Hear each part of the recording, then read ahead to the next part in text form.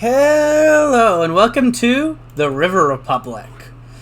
It's been a little while since we played in this part of the world, in the River Coalition area. So I thought, hey, let's come back to it. Last time we played Lake City, I'll play my other favorite nation, the River Republic, which are really the two nations I really enjoy in this area. Trying the other guys would be quite new for me, though I am playing a path that I haven't played on this nation today. So, we'll see how that goes. A land of tall mountains and fertile river valleys, the River Republic is a haven of peace and prosperity in the heart of the Riverlands. Since gaining independence from Lake City in 357, it has remained free, its natural defenses providing difficulty for both griffins and ponies to overcome. It was in the valley of Koltvak where the Emperor of the Griffins, Grover II, fell in battle against an army of United Riverlanders in the year 854. Ever since that war, River Republic has been closely cooperating with its neighbors, championing Riverlander unity. However, this was not always the case. During the time of the Grand Principality, war was regularly waged with neighboring nations. In 807, Witchenland was attacked and Coldstream was seized, but at a heavy cost. In the brutal siege of Highmain, many members of the royal family perished. Peace was made when the war against the Griffins began, but the last Grand Princes of Ridgecrad, Softwater, was grievously wounded in the battle. Fearing a bloody succession crisis after her immediate death, she granted all her powers to an elected parliament in 814. On that day, the modern democratic River Republic was born.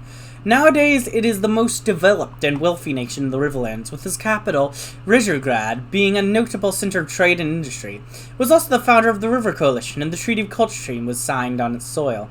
After Chancellor Whirl was elected in 1001, she began an extensive modernization program, dreaming to make the River Republic into the eastern counterpart of Equestria, a land where she had studied in her youth. For the most part, her plans were successful, and the River Republic grew even wealthier than before. But this wealth was not as evenly distributed as she might have hoped. Industrialization introduced its own set of issues, especially for the workers. She managed to get elected for a second term, but this time the Socialist, united in a league led by Whirl, are stronger than ever before. For months now, the Parliament building has been filled with arguments and disputes, with political gridlock threatening to form soon. The Office of Harmonic Services, a secret service whose duty is to ensure the survival of harmony, is becoming concerned and may intervene. If something is not done soon, the age of stability may soon end for the Republic. Well, we'll just have to wait and see. Won't be. All the basics. Right now, yep, want to go down divided government immediately. We've already seen these in the other one, so I won't read through those again.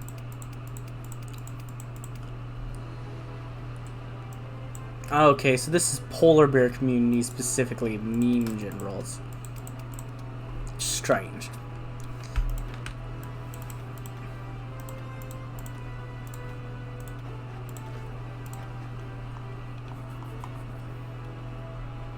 Let's see. Anyone got any descriptions? A bit of an oddball in the military, Arcane's talent doesn't actually lie in military matters. Rather, it lies in technology and magic. He originally joined the army as an engineer, before climbing the ranks to supply and logistics, pioneering a computerized system for keeping track of both divisions and armies. He has since taken the offer to lead in a more direct role, rather than the behind-the-scene curtain role he occupied until now.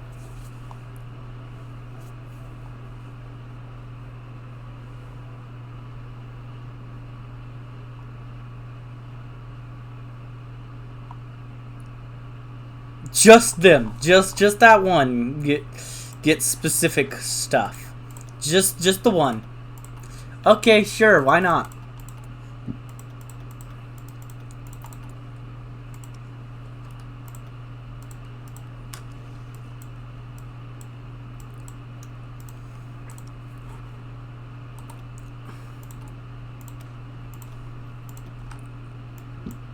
There we go. Garrison division can go there. Just my usual setup. River Swirl. River Swirl is a former teacher from Rizhigrad who studied abroad in Celestia's School for Gifted Unicorns. She later entered politics and quickly rose through the ranks of the Rizhiga Harmony Party. She was elected Chancellor of the River Republic in 1001, and her term was mostly successful, allowing her to win the election for the second time. However, continued modernization has led to growing social issues in cities, which in turn has greatly increased the popularity of the left. Her second term is unlikely to be as unproblematic as the first.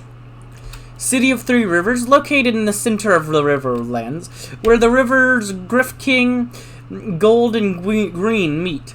Rizhigrad is a prime location for trade throughout the east.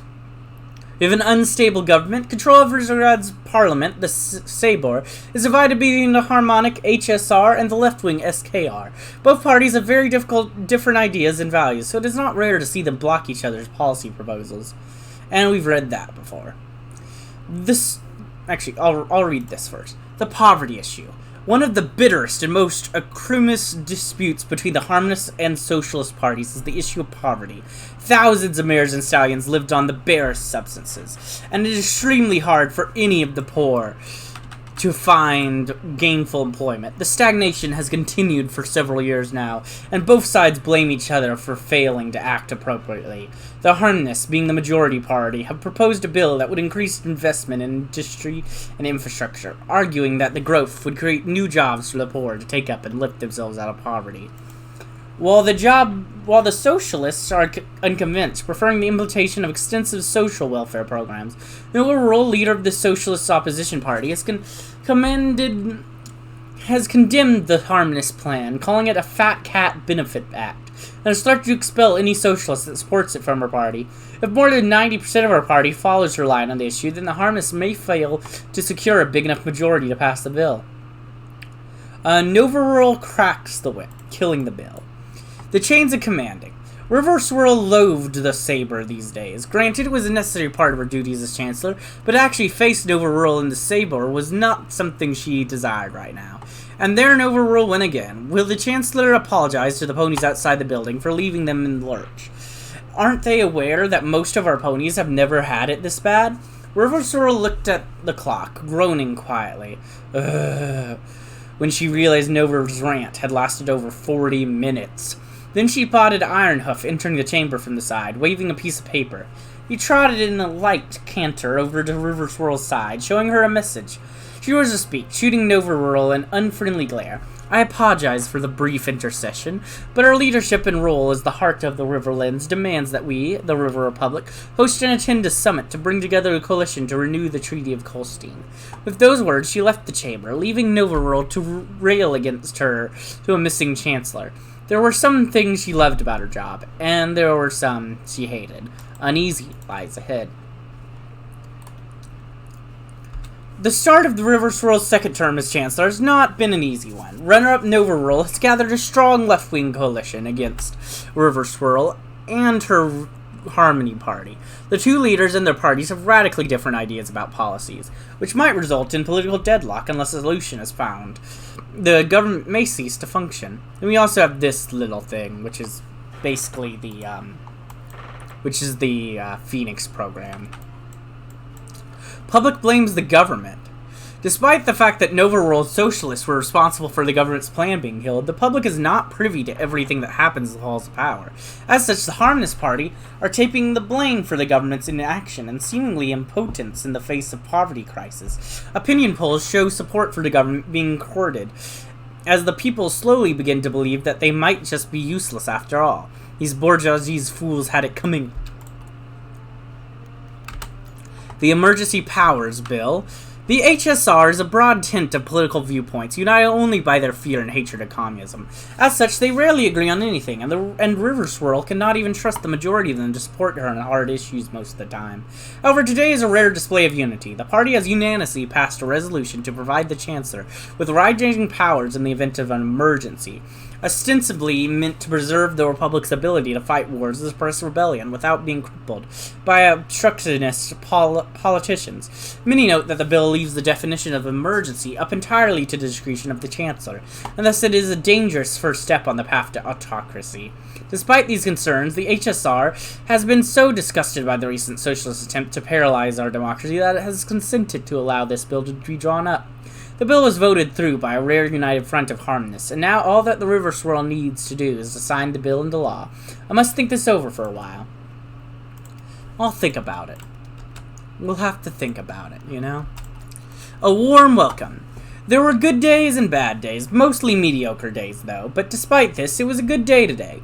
She had looked forward to a few days away from the leftist hotbed that was Visegrad, and in relaxing conditions as the medieval town of Coldstream was arrayed before her.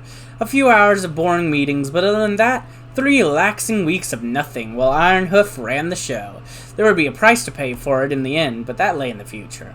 And the high point had been the arrival of Waterlily. They both led their nations against the communist hordes. They both were harmonists in the world and continent, and that was decidedly hostile to those same ideas. And they were both facing a tough re-election fight between communist military business interests and all the other groups they had to keep track of and defeat. The biggest lie in that negotiations happens in the open. Most happens in the backrooms that built up on friendships, drinks, and shared enemies. Perhaps this was why Bakara and the Republic worked so well lately, but the time for waiting was over. They had all arrived, and the monks, the Pegasi, and even the more traditional heads of state from the 3 kingdoms. The summit was soon to begin. Splendid! Together at last, the delegates at the Coldstream Summit had all arrived in time and were welcomed by Chancellor Riverswirl, Mayor Springtime Frost from Lake City, King Grimhoof of Deepony, President Waterlily of the Bakuran Republic, King Rover Diamond Shield of Diamond Mountain, specifically accompanied by his daughter, Princess Molly, Queen White Star of Wittenland, Starnagos Pagillus of Nimbusa, and finally, Tassich Crimson Nick Hart of the Pontus clans. A lavish state dinner was thrown at the old castle of Coldstream and co-hosted by Chancellor Riverswirl and the Coalition General Reporter. From all accounts, it was a joyous occasion with a few toasts being thrown.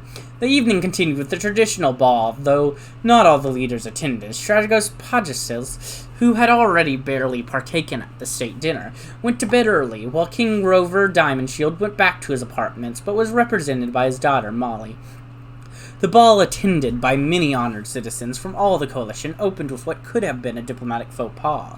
The opening dance, that was supposed to feature leaders dancing in duo, left Waterlily hanging due to the early departure of Pegasus. Yet Princess Molly spontaneously offered the Bakuran president to dance with her, and King Grimhoof.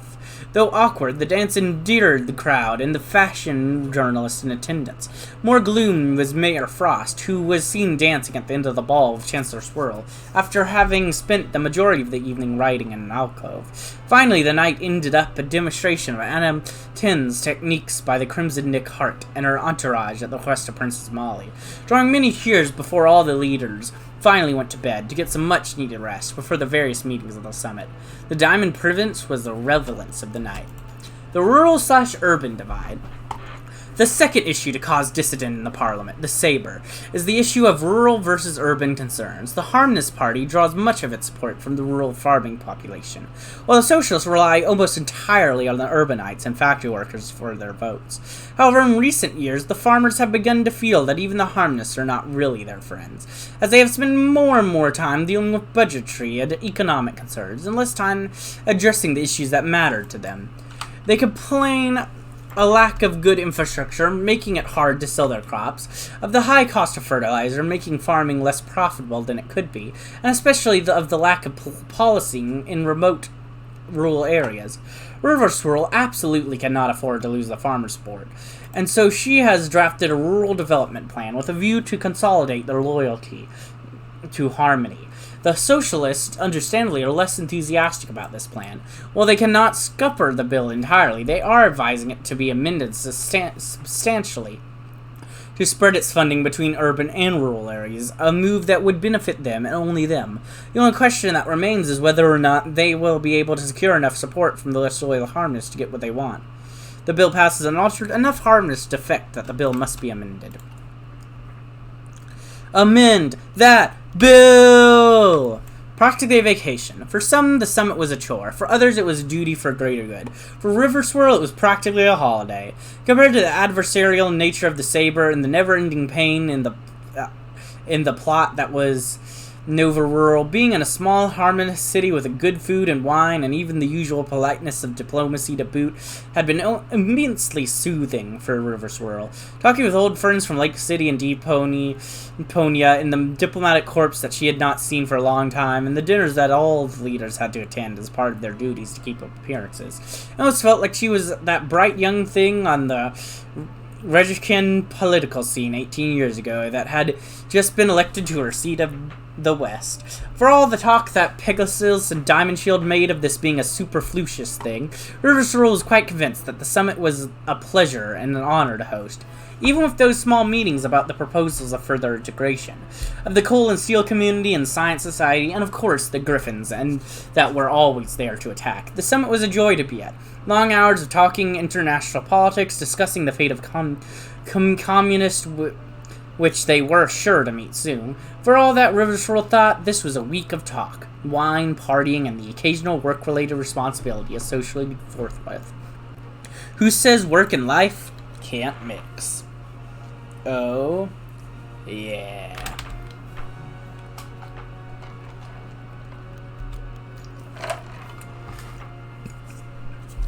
As we predicted, the project of investing both in rural and urban areas has provided the most benefit for all. Some worry that there would be not enough money to ensure that anything significant got done in either area.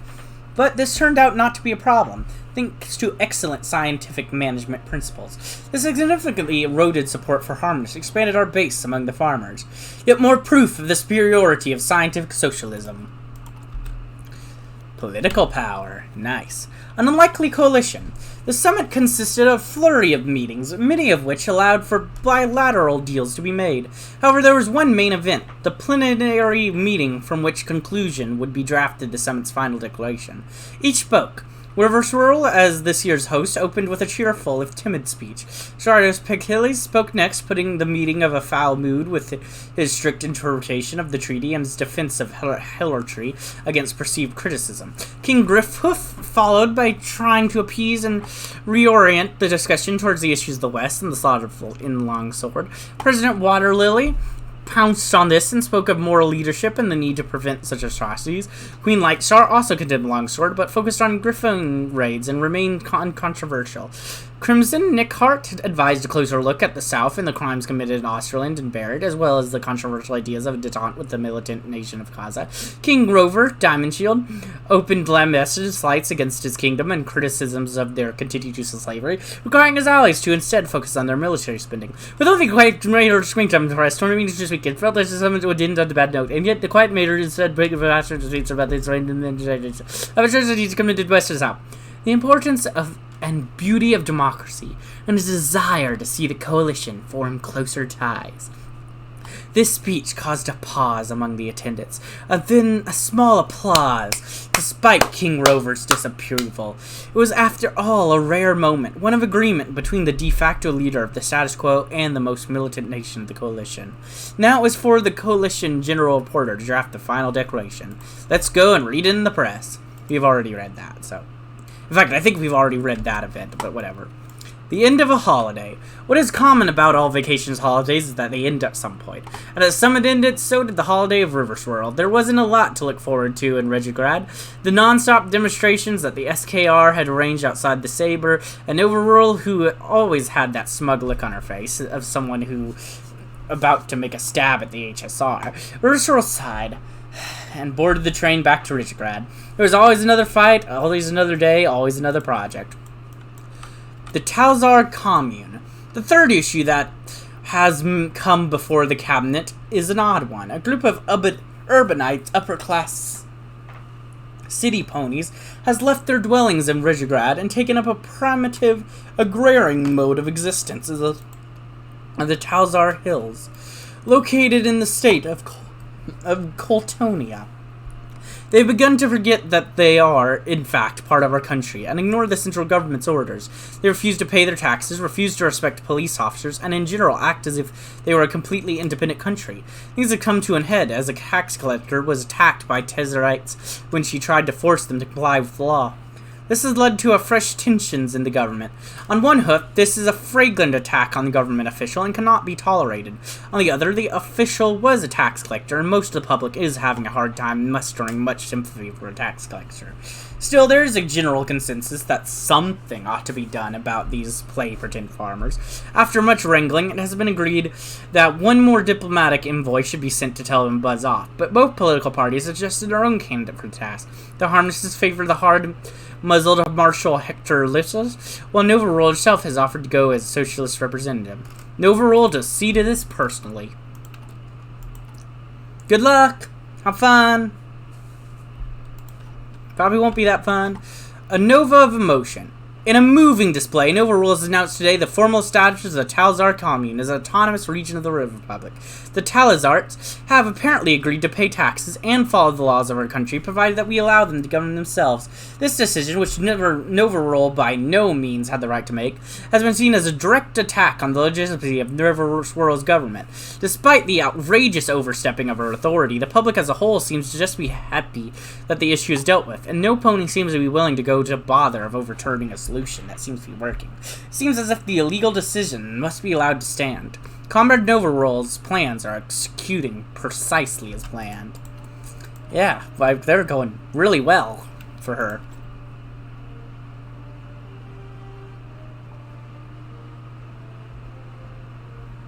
I'm just checking if there's any descriptions around here.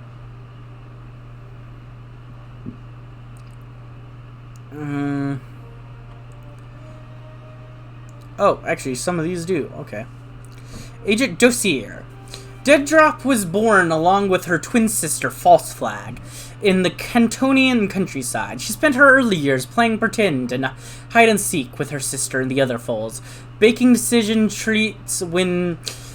delicious treats when otherwise unoccupied. Throughout their youth, the sisters were curious about the world outside the village. They dreamed of adventure in far-off lands. When old enough, the two set off for Rigigrad. Their amazement at the tall buildings and automobiles faded quickly once they experienced the modern wonder of the cinema. Of all the films they saw, Dead Drop particularly favored the ones featuring the exploits of spies.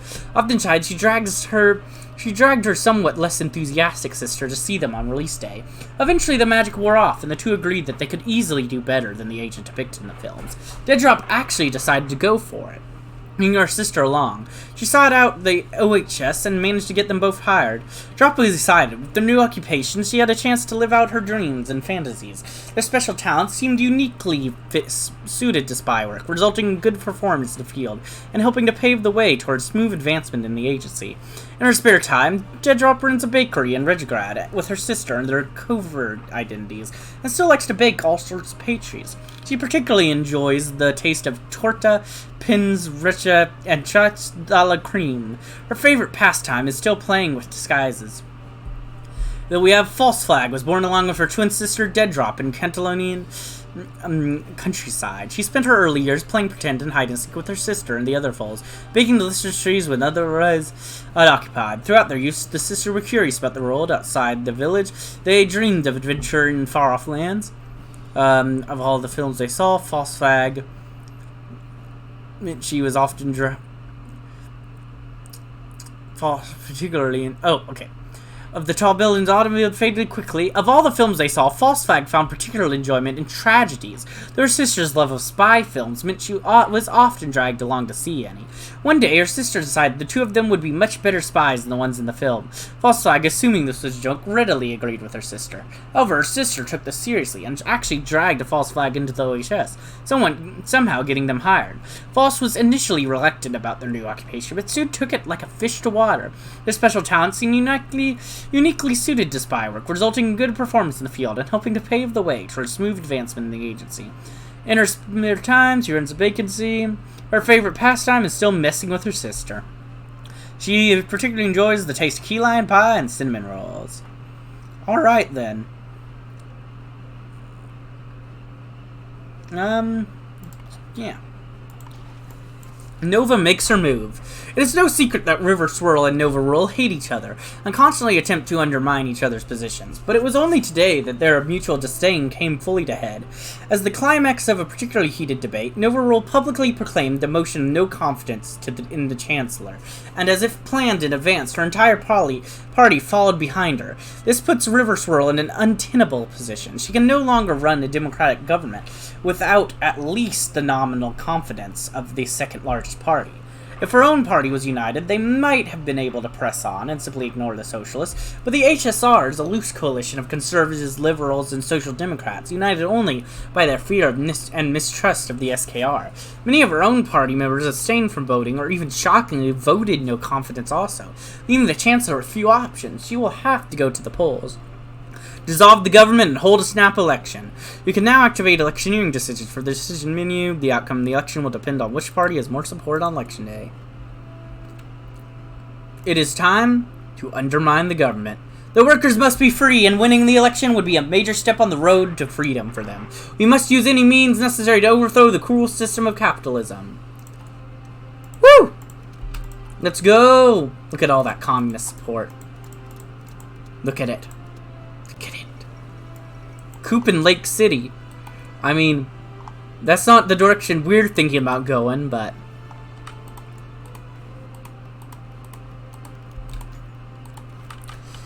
As part of the campaign trail, both candidates have engaged in an extensive debate in Coltvac, as both are well known for hating each other and have intimate knowledge of each other's political foibles. The debate drew a huge crowd, expecting to see mudslinging at an unprecedented scale. They were not disappointed. Though the umpire tried to keep the debate on point, it quickly devolved into a shouting match about who was responsible for the government's inability to get anything done.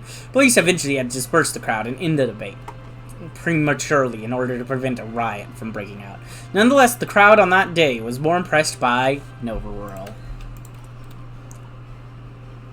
Uh-oh. What's happening? It doesn't look like your coalition's keeping things together. What does that mean for the government? Day of the Deputy. As the short snap election nears its close, both parties realize the need to keep River Swirl and Nova Whirl away from each other, for fear that the closing debate of the campaign would result in a riot in the capital. As such, really, phone? As such, this debate was chaired by a representative chosen by the party leadership rather than by the party heads themselves. On one side, the Harmonists were represented by Marshal Hector Lipzin, while the Socialist Party elected Nova's second-in-command, Caramel Hayes, to speak for them. This debate, though more orderly than the previous, was still filled with fiery orientation, as Caramel Hayes is a far more stringent Stalinist than Nova Whirl, while Hector is a stern anti-communist. Thankfully, the animated rector did not result in animated riots, and at the end of the day, the crowd was most convinced by Caramel's revolutionary zeal. Uh-oh. This doesn't seem good for the government. I'm sure it'll be fine. Look, the polls are usually wrong anyways, right?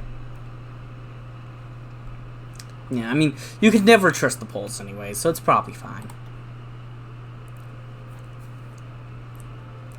And we'll see if it's probably fine in the next episode. I hope you enjoyed, and if you did, like, comment, subscribe, and hit the bell button. And as always, peace.